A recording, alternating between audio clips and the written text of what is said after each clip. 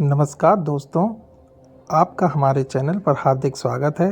आज हम आपके लिए लाए हैं सुंदरकांड के कुछ प्रेरणादायक दोहे जो न सिर्फ हमें आध्यात्मिक शक्ति देते हैं बल्कि हमारे मन को शांति प्रदान करते हैं। तो चलिए बिना देर किए शुरू करते हैं। जय श्री राम।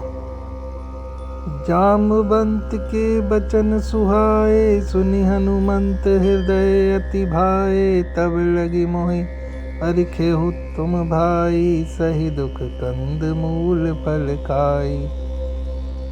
जामवंत के सुंदर वचन सुनकर हनुमान जी के हृदय को बहुत ही भाए हैं और वे बोले हैं, हे भाई, तुम लोग दुख सहकर कंदमूल फल खाकर तब तक मेरी राह देखना। जब लगी आवो सीतहि देखी, होए काजु मोहि हरस विशेषी। यह कही नाई सबनि कहु माथा, चलो हरसि ही धरि रघुनाथा।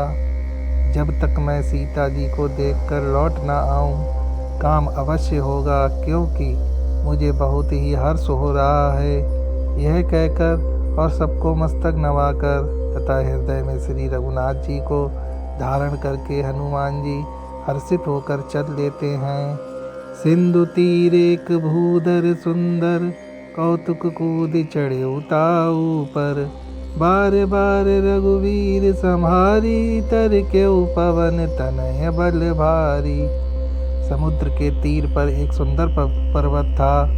हनुमान जी खेल से ही अनायास ही कूद कर उस पर आ चढ़े और बार बार श्री रघुवीर जी का स्मरण करके अत्यंत बलवान हनुमान जी उस पर वे बड़े वेग से उछले हैं। जे ही गिरि चरण देई हनुमंता, चले सोगा पाताल तुरंता। जिमि अमोघ रघुपति कर बाना, यही बाती चले हनुमाना।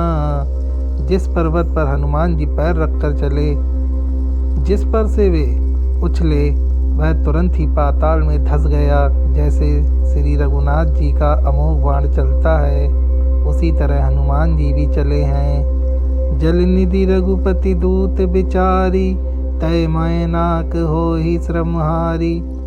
समुद्र ने उन्हें श्री रघुनाथ जी का दूत समझकर मैनाक पर्वत से कहा कि हे मैनाक, तू इनकी थकावट दूर करने वाला हो, अर्थात इन्हें अपने ऊपर विश्राम दे दो।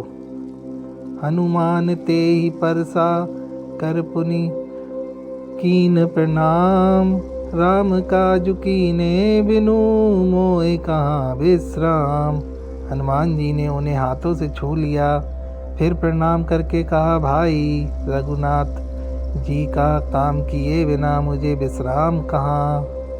जात पवन सुत देवन देखा, जाने कहूँ बल बुद्धि विशेषा। सुरसा नाम हिनकै माता, पटैने आय कहीं तही बाता। देवताओं ने पवन पुत्र हनुमान जी को जाते हुए देखा।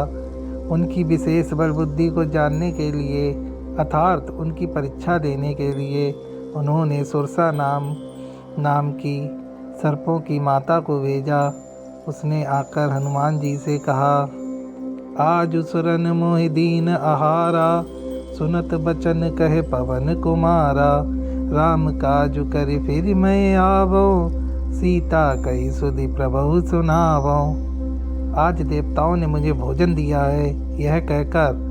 यह सुनकर पवन कुमार हनुमान जी ने कहा, श्री राम जी का कार्य करके मैं लौट आऊं और सीता जी की खबर प्रभु को सुना दूं। तब वदन पैठियु आई, सत्य कहूँ मोहि जान दे माई। कवनेउ जतन देई नहीं जाना, ग्रससि ना मोहि कहो हनुमाना। तब मैं आकर तुम्हारे मुख में स्वयं आ जाऊंगा। हे माता, मैं सत्य कहता हूँ, अभी मुझे जाने दें। जब किसी भी उपाय से उसने जाने नहीं दिया, तब हनुमान जी ने कहा, तो फिर मुझे खा लो। जो जन भरते ही बदन पसारा, कपितनु कीनि दुगुन विस्तारा। सोरा जो जन मुक्ते ही ठयो, तुरत पवन सुत 32 भयो। उसने योजन भर 4 कोस में मुंह फैलाया तब हनुमान जी ने अपने शरीर को भी उससे दूना बड़ा कर लिया। उसने 16 योजन का मुख फैलाया। हनुमान जी तुरंत ही 32 योजन के हो गए। जस जस सुरसा बदनु बढ़ावा, तासु दूनि कपि रूप दिखावा। सत जोजन तेहि आनन कीना, तिलगु रूप पवन सुत लीना। जैसे जैसे सुरसा मुख का विस्तार बढ़ाती थी, हनुमान जी उसका दूना रूप दिखलाते थे। उसने 100 योजन का मुख किया, तब हनुमान जी ने बहुत ही छोटा रूप धारण किया। बदन पठई पुनि बाहिर आवा, मागा विदाताहि सिरुनावा।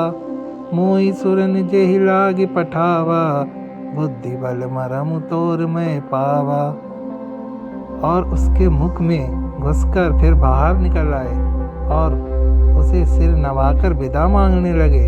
मैंने तुम्हारे बल बुद्धि का भेद पा लिया है, जिसके लिए देवताओं ने मुझे भेजा था। राम काज सब करिहो, तुम बल बुद्धि निधान। आशीष दे गई सो, हरस चले हनुमान।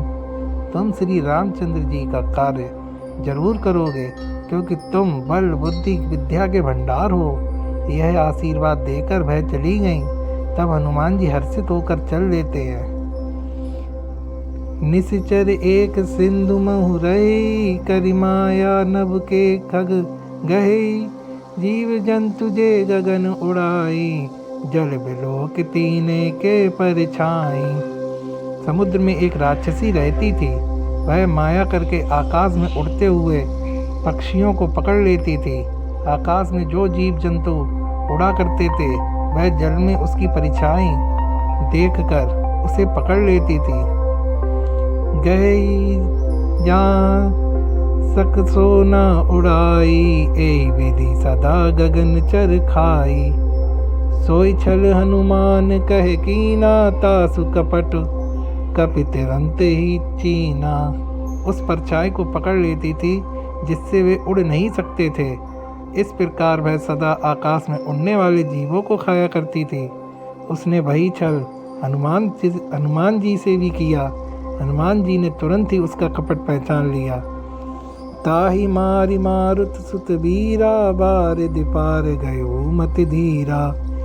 तहाँ जाई देखी बन सोवा, गुंजत चंचरीक मधुलोवा।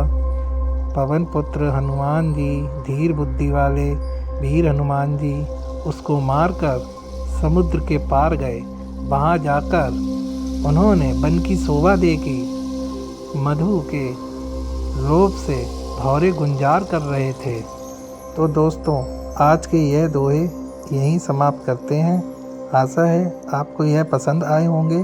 अगर आपको यह वीडियो अच्छी लगा हो तो कृपया लाइक और सब्सक्राइब करना ना भूलें और कमेंट में लिखें जय श्री राम।